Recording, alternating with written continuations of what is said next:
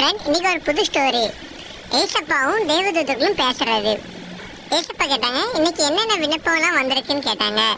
தேவதூதர் சொன்னாங்க, ஏசப்பா இன்னைக்கு நிறைய விண்ணப்பங்கள் வந்திருக்குன்னு சொன்னாங்க.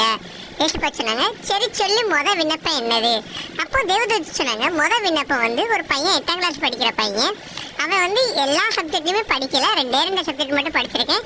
ஏசப்பா நான் எப்படியாவது எல்லா சப்ஜெக்ட்லையும் பாஸ் ஆயிருக்குன்னு சொல்கிறேன் ஏசப்பா. அப்போ ஏசப்பா சொன்னாங்க, அவன் படிக்காமல் எப்படி பாஸ் பண்ண முடியும்? அவனை மறுபடியும் 8ஆம் கிளாஸ்லேயே போட்டுரு அப்படி சொல்கிறாங்க. 2வது விண்ணப்பம் என்னன்னு ஏசப்பா கேட்டாங்க. தேவதூதர் சொன்னாங்க, 2வது விண்ணப்பம் ஜானி என்று சொல்ற ஒரு சகோதரர், அவன் வேலையில் ஒரு இன்க்ரிமெண்ட் கிடைக்கிறதுக்காண்டி ஜோம் பண்ணுறாங்க. அவன் அடிக்கடி ஜோம் பண்ணிகிட்டே இருக்காங்க.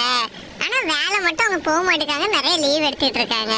அப்போ ஏசப்பா சொன்னாங்க, அவன் அப்படியே இருக்கட்டும், வேலைக்கு போகாமல் கஷ்டப்படாமல் எப்படி அவனுக்கு ஒன்று கிடைக்கும்னு சொல்லிட்டாங்க. 3வது விண்ணப்பம் என்னன்னு கேட்டாங்க. அப்போ ஆபிரகாம் என்று சொல்லி ஒரு சகோதரர் எப்பவும் ஏசப்பா என் கூட பேசுங்க என்று சொல்லி ஜெபம் பண்ணிட்டு இருக்காங்க, பைபிள் வாசிக்கிறாங்க, பாட்டு படிச்சுட்டு இருக்காங்க. ஏசப்பா பாவம், நீங்கள் அவங்களோட பேசுங்க என்று தேவதூதர் சொன்னாங்க. ஒன்று ஏசப்பா சொன்னாங்க, நான் அவன் மேலே வச்சிருக்க சித்தம் பெருசு, கண்டிப்பாக அவன்கிட்ட ஒரு நாள் நான் பேசுவேன். அவன் பொறுமையாக இருக்கிறதுக்காண்டி அவனுக்கு இந்த சோதனை கொடுத்துருக்கேன், அதை ஜெயிச்சோன்னு அவன் பெரிய ஆளாக வருவான் என்று ஏசப்பா சொன்னாங்க. ஆம் சகோதரர்களே, சில வேலை ஏசப்பா நம்ம ஜெபத்தையும் நம் விண்ணப்பத்தையும் கேட்காம இருக்கலாம். ஆனால் அதுக்கு ஏற்ற வேலை வரும்போது நம்மளை ஏற்ற வேலை அதிகமாக உயர்த்துவார். பொறுமையாக காத்திருப்போம் தேவ சமூகத்தில். ஆமென்.